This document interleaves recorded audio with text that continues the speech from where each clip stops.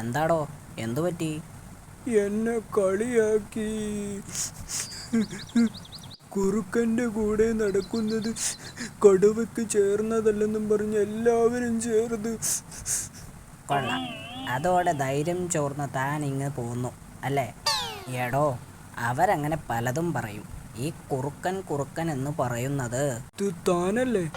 അതല്ലടോ, ഈ കാട്ടിൽ ഇതുവരെ ഉള്ളതിൽ വെച്ച് ഏറ്റവും മഹാനായ കുറുക്കൻ.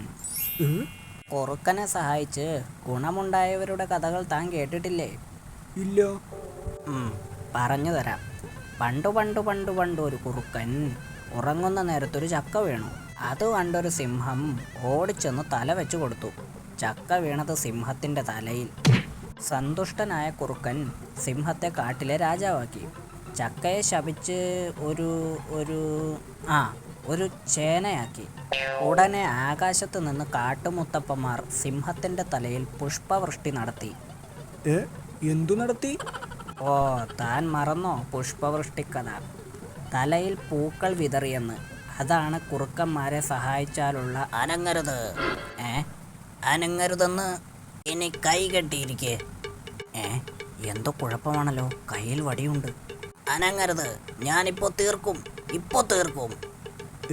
തല്ലിക്കൊല്ലാനാണ് സൂത്ര? സൂത്ര, ആപത്തിൽപ്പെട്ട് കുറുക്കനാ, സഹായിച്ചാൽ പുഷ്പവൃഷ്ടി ഉറപ്പാ. സഹായിച്ചേക്കാം, മറ്റവൻ ആരോഗ്യം കുറവാ. എടാ, കുറുക്കൻ കുറുക്കൻ എന്ന് പറഞ്ഞാൽ ആരാണെന്ന് നിനക്കറിയാമോ? അറിയാമോന്ന്? അയ്യോ അമ്മേ.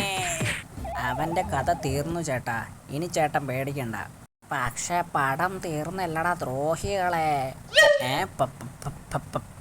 പടമോ? ഏടാ, വരയ്ക്കുന്ന ഉന്ത്രാണ്ടോ ഓടിച്ചു കളഞ്ഞു താലാതിരിഞ്ഞവന്മാര്.